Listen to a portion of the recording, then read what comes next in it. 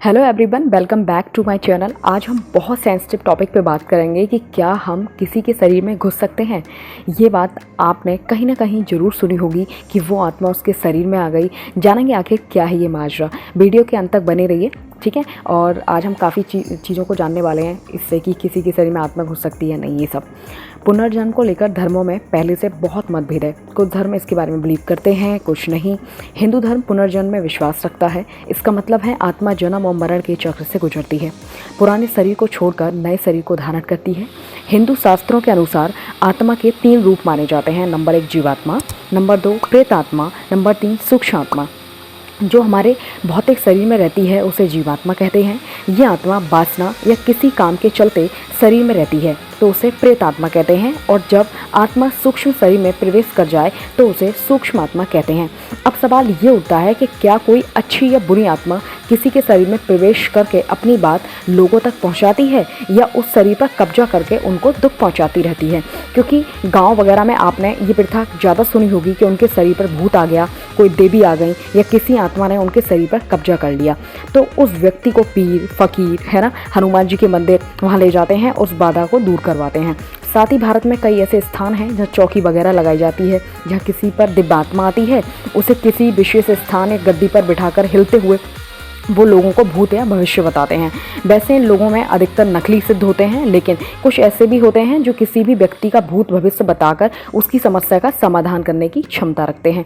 ऐसे लोग किसी को भी जीवन बदलने के लिए इतनी क्षमता होती है उनके पास कि वो किसी का जीवन बदल सकते हैं। ऐसे लोगों के पास हमेशा आपने देखा होगा मेला लगा रहता है, जहाँ लोग अपने दुख दर्द दूर करवाने आते हैं। जैसे आजकल आत्मा को बुलाने के लिए कई तरीके विकसित हो चले हैं, जैसे हिप्नोटिज्म है, प्लेन चिट है और ओइजा बोर्ड है, जेलंग कुंग आदि ऐसे तरीके हैं जिनसे आत्मा को बुलाया जाता है। जिससे हम किसी दिव्य आत्मा के संपर्क में आते हैं, सवाल जवाब करते हैं और समाधान ढूंढते हैं। अब बात करते हैं क्या होगा दूसरे शरीर में अगर आत्मा प्रवेश कर जाती है और क्या ये संभव है। हाँ बिल्कुल, आदि शंकराचार्य ये विधि जानते थे और भी बहुत से साधक इस तकनीक को जानते थे, लेकिन आम जनता के लिए बहुत कठिन था। क्योंकि योग में कहा गया है मनुष्य की सबसे बड़ी समस्या मन की स्थिति है। इसलिए योग सूत्र में पहला जो सूत्र है, योगस्य चित्तवृत्ति निरोधा। इस चित्त मीन्स मन में हजारों जन्म की आसक्ति, अहंकार, काम, क्रोध, लोभ, मोह आदि उपस्थित रहते हैं, जिससे संचित कर्म कहते हैं। यही कर्म हमारा प्रारब्ध जो आपने एक शब्द सुना होगा वो बन जाता है। आगे बात करते हैं, मन की 5 अवस्थाएं होती हैं। क्रिपल्ड यानी कि क्षिप्त, ये मन की ऐसी अवस्था होती है जिसमें मन एक जगह से दूसरी जगह लगातार दौड़ता रहता है। ऐसा व्यक्ति के अंदर विचार कल्पनाएं की भरमार रहती है। नंबर 2 लेजीनेस, इसका आइडिया आपको हो ही गया होगा। नंबर 3 पे आती है विक्षिप्त यानी कि न्यूरोटिक, इसमें एक जगह मन थोड़ी देर टिकेगा उसके बाद दूसरी जगह चला जाएगा। नंबर 4 है कॉन्सेंट्रेशन, ये आपको आइडिया है कि मन स्थिर रहता है इसमें काफ़ी हद तक।